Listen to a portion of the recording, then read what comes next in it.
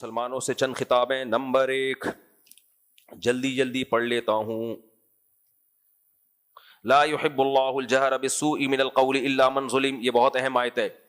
اللہ کو بری بات پسند نہیں ہے, نہ برا انداز پسند نہ بری بات پسند, لیکن جس پہ ظلم ہوا ہو. سمجھ میں آ رہی ہے بات؟ جو مظلوم ہو وہ ظالم سے اسی لہجے میں بات کر سکتا ہے جس لہجے میں ظالم نے بات کی ہے. یہ ہماری سوسائٹی کا ایک بہت بڑا المیہ ہے کہ دو آدمیوں کو جب لڑتا ہوا دیکھتے ہیں تو دونوں کو برا کہتے ہیں. کل ایک مسجد کی ویڈیو آئی, تراویح پہ جھگڑا ہو رہا ہے امامت پہ, مکہ چل رہے ہیں لاتے ہیں. لوگ کہہ رہے ہیں ان مولویوں کی حرکتیں دیکھو, پاگل لوگ. بھائی غلط کہہ رہے ہو آپ, پہلے یہ دیکھو ان میں صحیح کون ہے غلط کون ہے. ہو سکتا ہے ایک صحیح ہو دوسرا ظلم کر رہا ہو آ کے, تو تلاش کرو بھائی کون اس میں ظالم ہے. میں یہاں نماز پڑھا رہا ہوں کتنے سال سے, 2006 سے, آج 2025 ہے.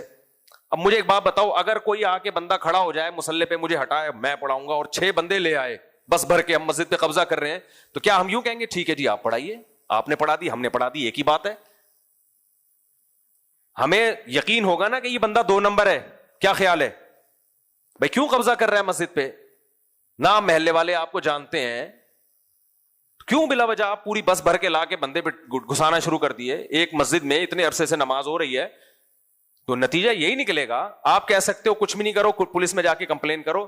جب پولیس میں جانے تک پورا قبضہ ہو چکا ہوگا, عین ممکن ہے پولیس کو بھی اپنے ساتھ ملایا ہوا ہو, تو ایسے موقع پہ یہ فطری چیز ہے, نیچرل ہے, گتھم گتھا لڑائی مکے, ایسا ہی کرنا چاہیے کہ جو غلط آدمی گھسے اور قبضہ کر رہا ہو اس کو ڈنڈے مار کے باہر نکالو. تو ایسے موقع پہ پھر لوگوں کا تبصرہ, یہ دیکھو مسجد میں, یہ دیکھو. بھائی آپ یہ دیکھو ان میں صحیح کون ہے اور غلط کون ہے. یقیناً مسجد میں مکے چلانا اچھا کام نہیں ہے, لیکن قرآن کہہ رہا ہے الا من ظلم, اللہ بری بات کو پسند نہیں کرتا, نہ برے الفاظ کو, نہ گتھم گتھا, نہ مکے بازی, یہ سب چیزیں غلط ہیں. لیکن جو ریئیکشن میں کرے گا تو ریئیکشن کی اجازت ہے میرے بھائی, ریئیکشن کی کیا ہے اجازت ہے. ایسے دنیا میں آج مذہبی اسکالر بعض دفعہ اخلاقیات کی ایسی تعلیم دیتے ہیں جو پریکٹیکل لائف میں ممکن ہی نہیں ہے. کوئی آپ کا پاجامہ اتار کے چلے جائے, اب مثال سمجھ میں آئے گی. آپ زیادہ پہلے تو یوں کر کے کھینچو گے نا اوپر, غصہ آئے گا کہ نہیں آئے گا آپ کو؟ پھر دوبارہ اتارے تو آپ کیا کہو گے؟ نہیں دیکھیں ایکسکیوز می, اب اٹھا کے چماٹ مارو گے آپ اس کو. اچانک ایک ویڈیو کسی نے کیمرے میں وہ ویڈیو بنا لی, آپ اس کو تھپڑ مار رہے ہو, گالیاں دے رہے ہو, یہ کر رہے ہو. لوگ کہیں یہ دیکھو اس دن یہ اخلاق پہ پورا مقالہ لکھا ہے انہوں نے, آج تھپڑ بھی مار رہے ہیں گالیاں بھی دے رہے ہیں. بھائی یہ گالیاں کس بات میں دے رہا ہے, کس کے جواب میں گالیاں دے رہا ہے, یہ تو دیکھو. رونے بھی نہ دے, وہ تمہارا پاجامہ اتار رہا ہے اور تمہیں غصہ بھی نہ آئے, یہ تو بغیرتی ہو گئی نا پھر. تو یہ ہماری سوسائٹی کا تھوڑا مسئلہ نہیں ہے. ایسا لگتا ہے ہر شخص اس جرم میں مبتلا ہے.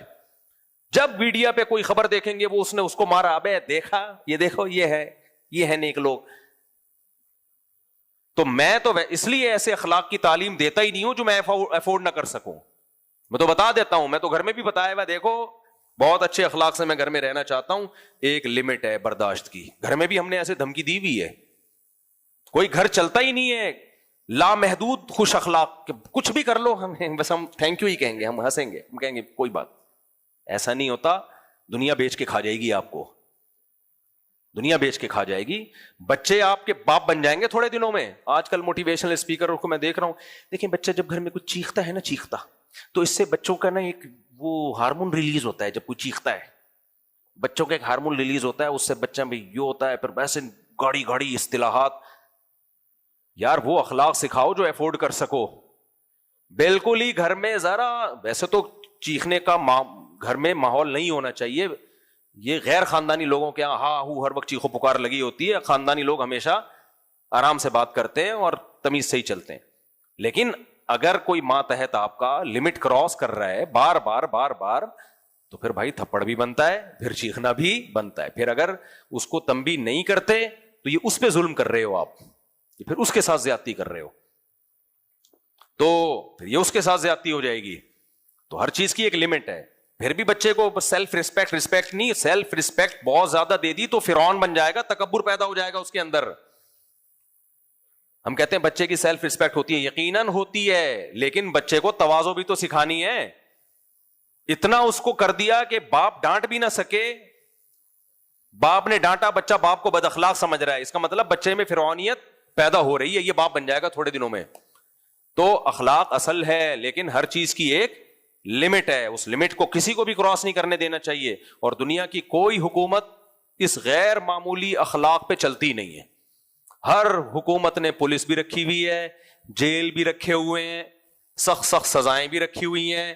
بھائی کیوں نہیں کر لیتے؟ جاپانی تو اتنے پولائٹ ہوتے ہیں، اتنے اچھے ہوتے ہیں، چور کو پکڑو تو چنگ پانگ کر کے اس کو سمجھاؤ اور اس کو ہدیے دو، گفٹ دو تاکہ وہ چوری چھوڑ دے.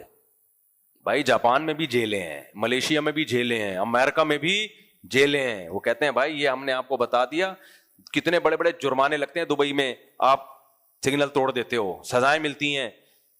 تو گھر بھی ایک ریاست ہے، مسجد بھی ایک چھوٹی سی ریاست ہے.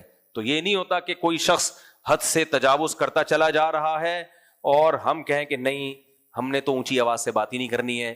تو حضرت مولانا اشرف علی تھانوی نے بڑی پیاری بات لکھی ہے کہ جب بھی دو بندے لڑ رہے ہوں تو دونوں کو جا کے چماٹ نہیں لگایا کرو اور دونوں کو برا بلا مت کہا کرو، بلکہ یہ دیکھو کہ ان میں صحیح کون ہے اور ان میں غلط کون ہے، تو پھر فیصلہ کرو. ہم لوگ، ہماری ایک عادت ہے جہاں پھڈا ہو رہا ہے دونوں کو غلط.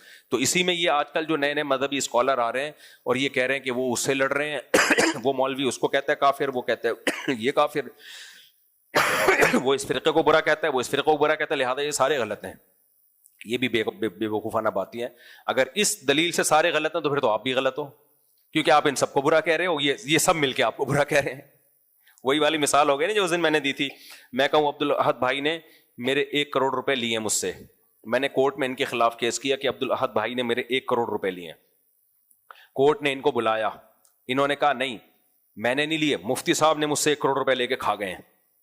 کورٹ کا ہے تو اس کو برا کہہ رہا ہے، وہ تجھے برا کہہ رہا ہے، تو ان کو چور کہہ رہا ہے، وہ تمہیں چور کہہ رہا ہے، تم دونوں ہی چور ہو، جاؤ یہاں سے. تو یہ کوئی عقل مندی کا کام ہوگا؟ بھائی آپ جج بن کے فیصلہ کرو کس کا الزام صحیح ہے اور کس کا الزام غلط ہے. آپ جج کس بات کے ہو؟ یا پھر جج بنو ہی نہیں. اب جج نے کیا کیا؟ دونوں کو بول دیا کہ یہ عبدالوہد مفتی صاحب کو چور کہہ رہے ہیں، مفتی صاحب عبدالاحد کو چور کہہ رہے ہیں، تم دونوں چور ہو، دفع ہو یہاں سے. چوتھا آدمی آیا، اس نے کہا کہ عبدالاحد مفتی صاحب کو، مفتی صاحب عبدالاحد کو، اور جج ان دونوں کو، تم تینوں غلط ہو. پھر چوتھا آیا، اس نے کہا عبدالاحد مفتی صاحب کو چور کہہ رہا ہے، مفتی صاحب عبدالاحد کو چور کہہ رہے ہیں، اور جج ان دونوں کو چور کہہ رہا ہے، یہ تینوں بھی غلط. اور وہ جو چوتھا ان چاروں کو غلط کہہ رہا ہے، ان تینوں کو غلط کہہ رہا ہے، وہ بھی چور ہے. لہٰذا یہ تو اس دلیل سے تو پوری دنیا بالآخر چوری بن جائے گی، غلطی بن جائے گی. کبھی بھی جھگڑا نمٹانے کا یہ طریقہ نہیں ہوتا کہ ان کے بابوں نے ان کے بابوں کو برا کہا تو ان کے بابوں نے ان کے بابوں کو برا کہا، لہٰذا یہ دونوں ہی برے ہیں، یہ ایک دوسرے کے پیچھے نمازیں نہیں پڑھتے، دونوں ہی برے ہیں. بھائی دیکھو ویلڈ ریزن کس کے پاس ہے کسی کے پیچھے نماز نہ پڑھنے کی. اگر کوئی اس بیس میں نماز نہیں پڑھ رہا کہ بھائی اس کا عقیدہ شرکیہ ہے تو یہ ویلڈ ریزن ہے. پھر یہ دیکھو عقیدہ شرکیہ ہے یا نہیں ہے. صرف اس بیس پہ کہ وہ اس کے پیچھے نماز نہیں پڑھتا، وہ اس کے پیچھے نماز، اس بیس پہ لوگ اپنے آپ کو نا براڈ مائنڈڈ ثابت کرنے کے لیے سب کے پیچھے نماز پڑھنا شروع کر دیتے ہیں. یہ بارش سے بھاگے پرنالے کے نیچے آ کے کھڑے ہو گئے. آپ اتنے براڈ مائنڈڈ بن گئے کہ اب امام کے بارے میں یہ بھی بحث چھوڑ دیا آپ نے کہ توحید کے عقیدے پہ ہے یا نہیں ہے، شرک کر رہا ہے تو کیسے نماز ہو جائے گی میرے بھائی. تبھی میں لوگوں سے ایک بات بار بار کہتا ہوں کہ بھائی مجھ سے یہ توقع نہ رکھنا کہ مفتی صاحب بہت اچھے اخلاق ہیں، اتنا بے وقوف میں نہیں ہوں کہ میں بہت زیادہ کوشش کرتا ہوں اچھے اخلاق رکھوں، لیکن ہر چیز کی ایک لمٹ میں رکھتا ہوں، ایک لمٹ رکھ. اس کی وجہ سے میں پھر روب رکھتا ہوں سامنے والے پر کہ بس لمٹ کو کراس کرنے کی ضرورت نہیں ہے. اور میرے گھر والوں سے بھی ابھی یہاں بیٹھ کے تو ہر آدمی بڑی بڑی باتیں کرتا ہے، لیکن بہرحال تو ایک ہے لمٹ. اس کے بعد پھر جو میں سمجھ رہے ہیں اکیلے میں پھر بتاؤں گا آپ کو، یہاں بتاؤں گا تو پھر وہ الٹا ہو جاتا ہے، بعض دفعہ وہاں سے روب آنا شروع ہو جاتا ہے. اچھا خیر، تو جو ہے تو ملازمین کی بھی ایک انتہا ہے، حد ہے. ملازمین کو آپ نے 1 دفعہ 2 دفعہ 3 دفعہ موقع دیا، اب یہ تھوڑی بار بار بھائی رخصت چھٹی کرو ورنہ کمپنی کا بیڑا غرق ہو جائے گا. ساری جتنی ترقی اچھی کمپنیاں ہوتی ہیں وہ بھی امپلائز کو ایک حد تک مہلت دیتی ہیں، اس کے بعد کہتی ہیں بھائی یہ تیرے ماموں کا گھر نہیں ہے، ہماری کمپنی کا بیڑا غرق ہو رہا ہے. ہر جگہ یہی اصول ہے، تو اسلام کا بھی یہی اصول ہے. دیکھو نبی صلی اللہ علیہ وسلم نے ایک صحابی کو ایک شخص کو, صحابی نہیں سوری, ایک غیر مسلم کو پکڑا جاسوسی کرتے ہوئے. آپ نے حکم دیا اس کی گردن اڑا دو. اس نے کہا میری 6 بیٹیاں ہیں. نبی کو ترس آ گیا, یار 6 بیٹیوں کا کیا ہوگا, جرم بہت بڑا تھا. جاسوسی کس کی کر رہا تھا؟ نبی صلی اللہ علیہ وسلم کی. اور جاسوسی کا مقصد کیا تھا؟ آپ کو شہید کروانا. لیکن آپ نے اس کی بیٹیوں کا جب سنا تو چھوڑ دیا. اس کو شرم نہیں آئی, دوبارہ جاسوسی کے لیے آیا, پھر پکڑا گیا. پھر آپ نے اس کے حکم دیا گردن اڑانے کا. اس نے کہا کہ میری 6 بیٹیاں ہیں. آپ نے فرمایا لا یلدغ المؤمن من جحر مرتين, مسلمان کو ایک سوراخ سے 2 دفعہ نہیں ڈسا جا سکتا. یعنی اب بھی ہم اگر چھوڑ دیں تو اس کا مطلب کیا ہوا کہ ہمیں تیرا خیال ہے, اپنا خیال نہیں ہے, اپنے ساتھیوں کا خیال نہیں ہے. تو جاسوسی کر کے جائے گا, ہمارے ساتھی شہید ہو جائیں گے. ہم نے پہلے اپنے لوگوں کی جان بچانی ہے. تو یہ نبی کی سیرت میں بھی ملتا ہے. لامحدود نہیں ہے کہ بس سب بھائی لیڈر تو اس کو تھوڑی کہتے ہیں لیڈر, ہر چیز کی ایک لمٹ ہے. تو یہاں بھی اللہ نے بتایا کہ اللہ بری بات کو پسند نہیں کرتا, سخت لہجے کو پسند نہیں کرتا, لیکن جواب میں, کس میں؟ جواب میں, تاکہ لوگ تمہیں کھا نہ جائیں. تو اسی وجہ سے اللہ نے ہمیں غصہ بھی دیا. اللہ نے ہمیں خاص طور پہ مرد کو جو اللہ نے بھاری آواز دی ہے وہ اس لیے تاکہ گھر میں بیوی پر, استغفر اللہ, خواتین کہتی ہیں نا یہ تو ہمارے جیسا ہے, تو اللہ نے اس کو آواز بھاری کیوں دی ہے؟ اس لیے تو دی ہے تو تھوڑا سا یہ تم پہ روب رکھے, آپ ماتحت ہو کے چلیں. اور یہ اس لیے بھی کہ ہر چیز دلیل سے نہیں سمجھائے گا. یہ خواتین کہتی ہیں ایکچولی دلائل سے سمجھاؤ. بھائی دلائل سے سمجھانا ہوتا تو پھر اللہ نے مرد کو بھاری آواز کیوں دی ہوتی؟ کیوں آواز بھاری دی ہوتی اللہ نے؟ دیکھو پولیس کے پاس اسلحہ ہوتا ہے, اگر پولیس کا کام دلیل سے سمجھانا ہوتا تو بندوق لے کے کیوں آ رہے ہو بھائی؟ تو مناظرہ کرو نا, آن لائن مناظرہ کرو چور کے ساتھ. پولیس کہتی ہے ادھر بیٹھ, وہاں کورٹ میں جا کے دیکھیں گے ابھی, وہ کہے گا نہیں ایکچولی پہلے دلیل سے ثابت کرو کہ میرا یہاں بیٹھنا موبائل میں بنتا ہے. پولیس کہے گی دلیل تو کورٹ میں جا کے تیرا باپ دے گا, وہاں پہ ہمیں آرڈر آیا ہے تبھی ہم بندوق لے کے آئے ہیں. تو اللہ میاں نے مرد کو جو بھاری آواز دی, مرد کو جو مردانگی دی ہے, وہ یہ ثابت کرنے کے لیے کہ گھر میں جو جائز فیصلے, ناجائز نہیں, ان میں ہر بات دلیل سے نہیں سمجھائی جائے گی. بیگم کو بھی ایکچولی یہ تو قیامت آ جائے گی, ہر دلیل کا بیگم کے پاس جواب ہوتا ہے. آپ ادھر جواب دو گے, وہ آگے سے مناظرہ بغیر شرطوں کے, ایسا مناظرہ شروع ہوگا نا کہ مباہلے تک نوبت آ جائے گی. تھوڑے دنوں میں آپ مباہلہ کر رہے ہوگے, بیگم ٹھیک ہے تم اپنے ماموں چاچے سالے پھپھے لے کر آؤ, میں یہاں سے اپنے لے کر آتا ہوں, آسمان سے آگ آئے گی, جو سچا ہوگا وہ بچ جائے گا. یہ نوبت آئے گی اگر بحث شروع کر دی. ایک لمٹ ہوتی ہے بھائی, یہ بحث ختم, اب یہ میں نے بول دیا ہے تو اب یہ ہوگا. جائز چیز ہو, ناجائز باتوں میں نہ کیا کرو. تو یہ اللہ نے مرد کو بھاری آواز دی ہی, مرد اس لیے بنایا ہے کہ وہ کبھی کبھار چنگیز خان بن کے نہ آئے, آرڈر دینا بھی سیکھے. وہ بھائی یہ بول دیا ہے تو یہ ہوگا, اب اس میں اب آپ کو آگے سے بات کرنے کی اجازت نہیں ہے. یہ ہو چکا ہے, the damage has been done.